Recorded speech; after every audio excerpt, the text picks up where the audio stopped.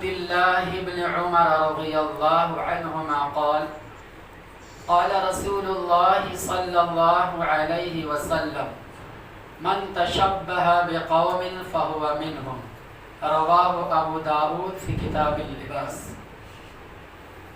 ابو داود کی یہ صحیح روایت ہے جو میں نے ابھی آپ حضرات کے سامنے پیش کیا۔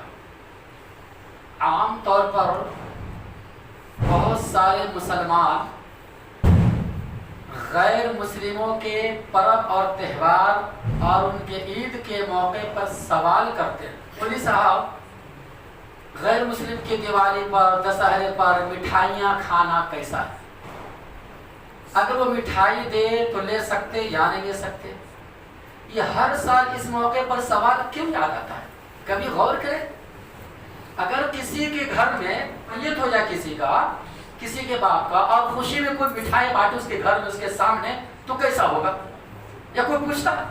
تو اس موقع پر بار بار پوچھا جاتا ہے کیا یہ اتنا بھی مسئلہ معلوم نہیں؟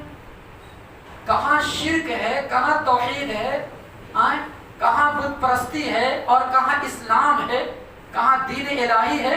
دونوں میں زمین آسمان کا فرق، بلکہ اس سے کہیں زیادہ۔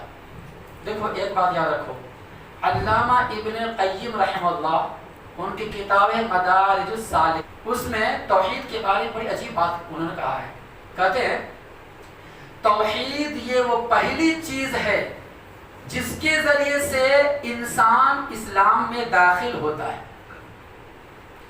اور توحید ہی وہ آخری چیز ہے جس کے ذریعے سے مسلمان دنیا کو چھوڑتا ہے۔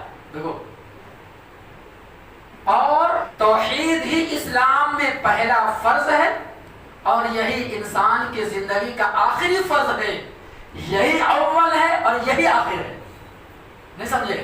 یعنی مطلب ہوا کہ بغیر توحید کو اسلام میں آ ہی نہیں سکتا، تو توحید کے ذریعے وہ اسلام میں داخل ہوتا ہے اور توحید ہی کے اوپر وہ دنیا چھوڑ کر جاتا ہے۔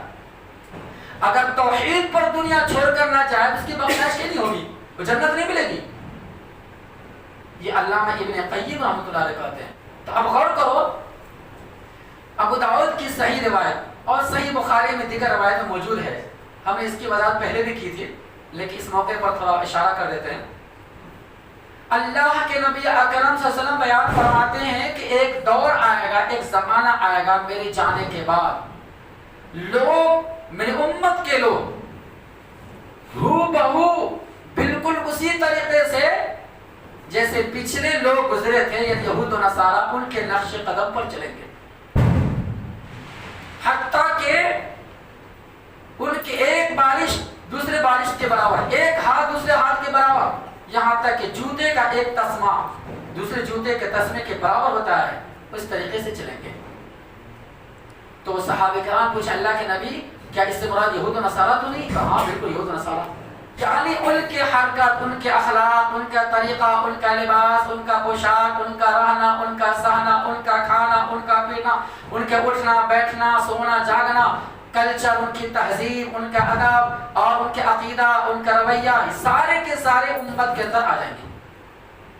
آج وہ دور آ چکا ہے، 100 میں 80-90% دیکھا جائے تو غلط نہیں ہے۔ کفار و مشرکین کا رویہ اور کفار و مشرکین کا کلچر ہر اعتبار سے، چاہے شادی بیاہ کا موقع پر ہو وہاں بھی ہے، چاہے لباس پوشاک کا معاملہ ہو وہاں بھی ہے، چاہے رہن سہن کا معاملہ ہو وہاں بھی ہے، چاہے کھانے پینے کا معاملہ ہو وہاں بھی ہے، چاہے تجارت بزنس کا معاملہ ہو وہاں بھی، ہر جگہ ان کی مشابہت اختیار کی جا رہی ہے۔ جبکہ نبی اکرم صلی اللہ علیہ وسلم کھلے الفاظ میں بیان فرماتے ہیں، ابن عمر کی روایت جو بھی میں نے پیش کیا ابو داؤد کے حوالے سے، کہ اللہ کے نبی بیان فرماتے ہیں کہ اگر کوئی شخص کسی قوم کی مشابہت اختیار کرے، چاہے کسی بھی چیز کے اعتبار سے، عقیدے میں مشابہت اختیار کرے، کلچر میں، تہذیب میں، اخلاق میں، سلوک میں، شادی بیاہ میں، کسی بھی اعتبار سے اگر کسی قوم کی، کسی کفار کی، کسی مشرکین کی مشابہت اختیار کرتا ہے تو انہی میں سے ہو جائے گا۔ بتاؤ، اب یہ غیر مسلم کے تہوار کے موقع پر مٹھائی تو لینا کیسا، یہ کیسے لینا جائز ہو جائے گا؟ یہاں تک کہ سیدنا عمر بن خطاب رضی اللہ عنہ کہا کرتے تھے، ایک دفعہ کسی نے ان کے پاس آ کے کہا کہ امیر المومنین مجھے بتائیے अगर ईसाइयों का, क्रिश्चियन का ईद हो, जैसे वो 25 दिसंबर को, 25 दिसंबर को क्रिसमस डे के नाम पे ईद मनाता है, जो आइंदा महीना आने वाला है, 1-2 महीना बाद, तो क्या ऐसे मौके पर उनके त्यौहार में, पर्व में जाना कैसा है? और अगर तोहफे में कोई चीज दे तो कबूल करना, या तोहफे में देना कैसा है? तो उमर बिन खत्ताब रज़ियल्लाहु अन्हु बहुत खौफनाक हुए और कहने लगे, सुनो, तुम उनके पर्व त्यौहार में जाने की बात करते हो, उनके ईद में खुशी मनाने की बात करते हो, उनके ईद में शरीक होने की बात करते हो। अगर एक अंडा, जो छोटी चीज है, मामूली कीमत, एक अंडा भी अगर तोहफे में तुम दिए उनको, या उनसे लिया, खुशी में अगर वो दिए ले लिए, तो गोया कि एक अंडा भी उनके ईद और त्योहार में शिरकत के तौर पर तोहफा लेना या देना उनके कुफ्र होने के बराबर है।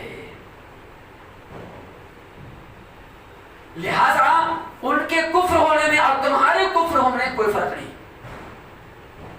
तो ये बुत परस्ती का दौर है, ये लोग बुतों पर चढ़ावा चढ़ाते हैं, गैरुल्लाह की इबादत करते हैं, तौहीद में शिर्क की मिलावट, तौहीद तो बिल्कुल है ही नहीं खत्म, शिर्क का खुले तौर पर इर्तिकाब करते हैं। ऐसे मौके पर अगर तोहफे में हमको दे, खाने पीने का कोई सामान हो या मिठाई हो, तो चूंकि देव देवता पर चढ़ाया जाता है या न भी चढ़ाया जाए, हमको मालूम है कि मूर्ति पर चढ़ाकर पूजा पाठ करके नहीं दिया, फिर भी हम ऐसे मौके पर नहीं ले सकते। जी, उलमा सलफ का फतवा है बिल इत्तिफाक कुल्ली तौर पर, इसमें किसी का खिलाफ नहीं।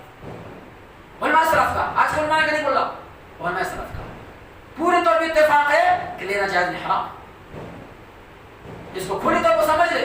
अगर दोस्ती किसी का है, दोस्ती में देता भी है गैर मुस्लिम, तो आप उससे बताएं, इस्लाम की दावत दे, समझाएं कि हमारे इस्लाम में इस बात की इजाज़त नहीं है, हमारे इस्लाम में इस बात का परमिशन नहीं है कि आपके पर्व त्यौहार के मौके पर खुशी में हम कुछ मिठाई ले और खाए तकसीम करें, नहीं, हमारे इस्लाम इस बात की इजाज़त नहीं देता है। आप रखिए, अल्हम्दुलिल्लाह, दोस्ती अपनी जगह पर है और दुश्मनी अपनी जगह पर है। दोस्ती अल्लाह के लिए है, अल्लाह की रज़ा के लिए, अल्लाह की रज़ा की दुश्मनी के लिए। अगर हमसे आपकी दोस्ती खैर खाई है तो आप किसी और मौके पर हमको खिलाओ, इंशाअल्लाह खाएंगे।